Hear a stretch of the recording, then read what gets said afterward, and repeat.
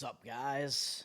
It's Toad. I feel like I just did this because I just did the college football week 2 video, but now the NFL is here and it's starting tomorrow. NFL week 1 is what I'm going to be talking about. Week 1 tends to be a little bit difficult because you don't have a lot of the situations that I look for yet. I do tend to look a lot at situations that involve what a team just did previously, and you can get more of those overreactions like I just talked about in the college football video. NFL week 2 is going to be a week where you're going to look for overreactions in the numbers to what happened in NFL week 1. Week 1, you're really just kind of trying to go off of what people think of these teams coming into the season and where there might be, like, where the majority of people might be wrong in their thinking, and you might be able to find some value that way. So I'm only taking 2 games in the NFL here, and none of them are the primetime games. A lot of times I like to look at the primetime because you tend to get numbers that are a little bit more skewed a lot of times in the primetime NFL games because the NFL is such a heavily bet sport a lot of times, and you have like big name teams playing in a lot of those primetime games, like the Kansas City Chiefs playing tomorrow night. So a lot of times you get a number where that like favorite is maybe skewed a bit and favored by a little too much, and you can come in and take the underdog or whatever, and the public is coming in more on those games because they like to bet those standalone games that they're going to be watching.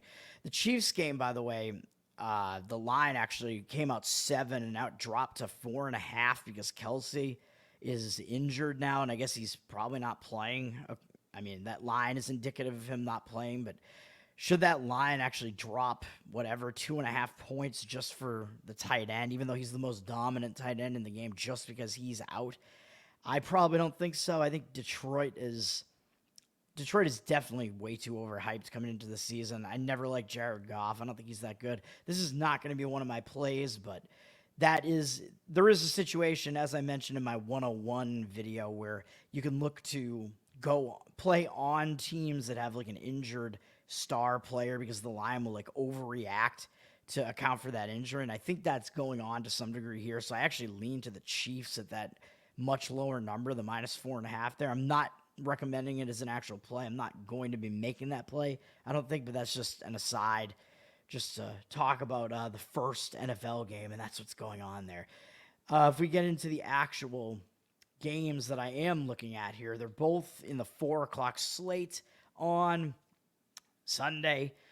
And one of the games, we can kind of ignore these numbers here. Like these opening numbers must have been from like over the summer, like before a lot of things happen. And yeah, you can get like better, more value in a lot of cases there, but you don't have like all the information yet or what's going to happen or whatever. And I think Chicago, really the opener here was was a 3, -3, and it's dropped down below that. And of course, 3 is a key number, so you're giving up some value in this game, and I am.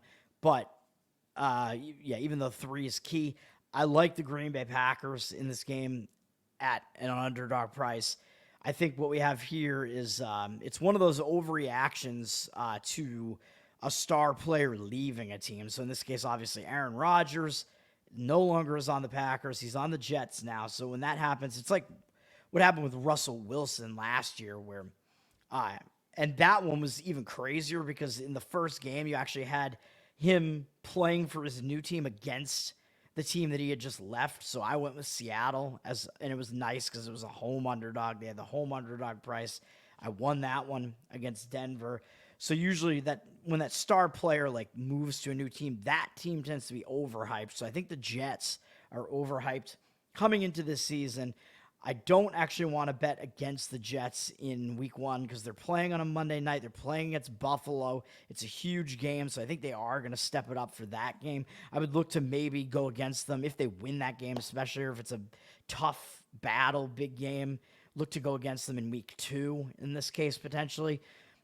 But in the opposite direction, because Rodgers left Green Bay, people are not really giving Green Bay much of a chance at all here. And it's now going to be the Jordan Love show. He's finally the starter at Green Bay, and I don't think people are giving Green Bay enough credit here, even though Aaron Rodgers is a big loss, sure, but he was like nearing. I mean, he's still playing. He is nearing the end of his career a bit. He definitely is not what he was during his prime. And Green Bay has had a decent team around him, and they still do have a decent team like that. And Jordan Love coming in, he at least learned under Aaron Rodgers for some amount of years, so I think that will help him a bit. Justin Fields on Chicago, I mean, he's played for a bit now, but I think he's overrated. I never really thought he was that good. And Green Bay has had the upper hand in this series, although, of course, they had Rodgers for all of that. But I think Green Bay has won the last, 8 games in the series or something. I'm just not buying Chicago until I see it. I think Green Bay is still the better team and the team to beat. I mean, the line's telling you that Green Bay is actually the better team here, as Chicago's only a 1-point favorite at home. So that is the case. I think people are not going to be giving Green Bay enough credit here. And if you look at the what the market's doing here, you can see that even though it is the case that the majority of the money is on the Packers here, and this might be at all of the numbers that it's gone through, you can see that more of the money than the tickets. So the books look like they might get hit a little bit if the Packers do cover and win this game. But because there is still that discrepancy there too, and you've seen the line kind of move towards the Packers as well, and they have more of the money than the ticket percentage, and which makes sense because you think, as I said, the public is going to undervalue the Packers. The recreational bettors, just the market in general, I think is going to undervalue the Packers with the loss of Aaron Rodgers. So I like the Packers as an underdog here. Didn't get 3. Wish that I did. I should have been thinking about that. Should have done it. I still like them at the underdog price here. So Green Bay Packers +1. And the other play I'm going to actually be looking at here is the Philadelphia Eagles at the New England Patriots. You can see here, Eagles are a very public team, of course. They made the Super Bowl last year. They were most people seem to be picking the Eagles to win the Super Bowl last year, kind of due to the Mahomes injury to some extent. And, of course, I went against that. I had the Chiefs in that Super Bowl, and I feel like I got a little bit lucky in that one. But the Eagles are in a spot where, I should say, as you can see here, they have 78% of the tickets, but only 69% of the money. So less of the money than the tickets, than the ticket percentages on the Eagles, which tells you that some of the bigger bets are coming in on the New England Patriots here. And the Eagles are in a spot where they are in a spot that has historically not been very good, which is the Super Bowl loser hangover spot. So the loser of the Super Bowl tends to not do quite that well early on, especially in the first game. So here you have, Philadelphia is thought of as a really good team. Last time we saw them, they were in the Super Bowl. They played pretty well in that Super Bowl. They wound up losing. That kind of is tough, although they've had, of course, a long layoff to kind of get over that. I still think it's going to be a tough spot for them. They have to go on the road, kind of coming out of that Super Bowl loss.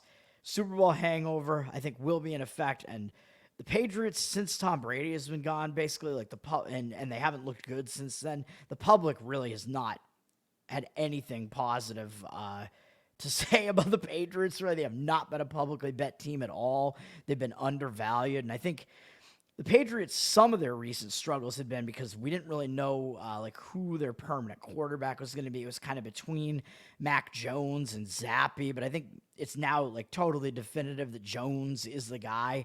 So they will have that stability. The Patriots brought back in B.O.B., I'm pretty sure, Bill O'Brien. I don't know where he's been most recently, but he was, of course, the head coach of the Houston Texans for a while, and that did not go that well. But, of course, famously, he was under the tutelage of Bill Belichick during Belichick's heyday. Belichick had O'Brien with him on the Patriots staff, so I think that the fact that they're being reunited, I think that's probably going to help the Patriots, going to help them with their coaching. So I do like that. And on the other hand, Philadelphia actually lost their defensive coordinator and their offensive coordinator from last year. So I think that might be a little bit jarring because they're going to have to I don't know how much they're going to change their schemes, but they are going to have to get used to a new coordinator on both sides of the ball. So I think the Patriots like clearly have the coaching advantage here, and it's still Bill Belichick at home, and you're getting 4 points in this case. So I'm taking the Patriots +4, going against the way the public is going against all the hype.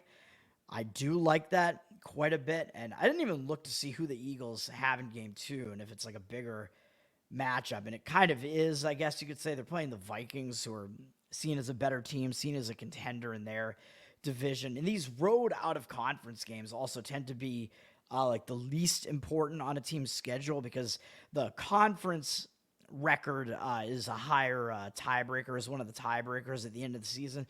So even though it is the first game of the season, I think that road out of conference game makes it a little bit less important as well. Patriots might be more hyped to do it because they haven't been good recently, and now they get the runner-up from the Super Bowl coming to town here, so they might be ready for that game, might be hyped for it.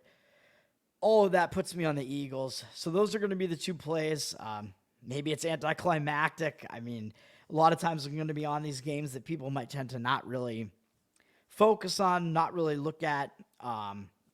So it's going to be Green Bay Packers +1, New England Patriots +4, and that's going to be it for the week 1 of the NFL. Yeah, NFL is just beginning.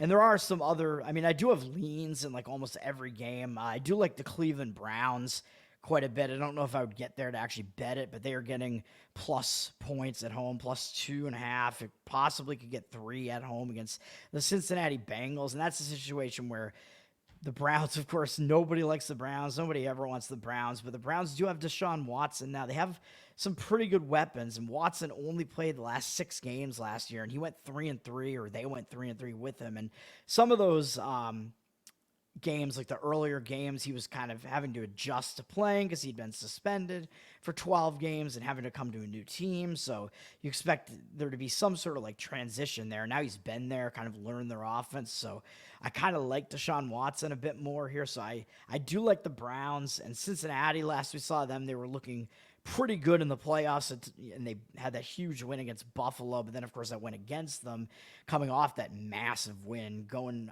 against Kansas City, who they'd beaten the previous year, and Kansas City had Mahomes with that injury, and people were, I think, undervaluing Kansas City in that one, but nobody's blaming Cincinnati for losing to the Chiefs, great team and the eventual Super Bowl champion last year. So Cincinnati remains overhyped, and Joe Burrow is dealing with some injuries, even though he's going to play. Maybe I'm talking myself into it. I don't know. Like, I would definitely lean the Browns in that one, though. That would be like the next strongest lean that I have in week 1. So I'm giving you some extra info. I'll talk about a little bit.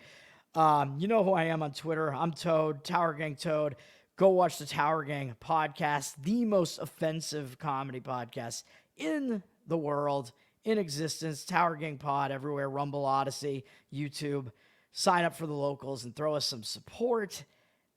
TowerGang.locals.com. And, of course, as I said, I'm Tower Gang Toad on Twitter, so you can feel free to message me on there if you want to know what my thoughts are on some other games that I don't talk about, because I will probably have some opinions on many of them at least. And, of course, I'm in, like, pick'em leagues and stuff, so at the very least, I'm going to have an opinion to make picks in those. So I'm going to be picking all the NFL games in those games and a good amount of the college ones as well. So, but that's going to do it. NFL week 1, yet again, Green Bay Packers +1 and New England Patriots +4. Sprinkle some 10% or so on the money line on both of those too, because it's the NFL. So if you'd like a team to cover a small spread, you're kind of saying you think they have a decent chance to win that game outright too. I mean, especially Green Bay, of course, with that really small spread, you're basically just saying they're going to win the game.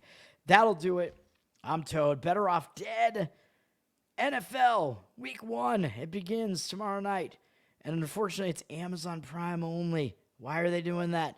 I don't know. Although I do have it, so I'll still be able to watch it if I want to. If I want to give myself numerous heart attacks, even though I probably won't have money on it. Peace out.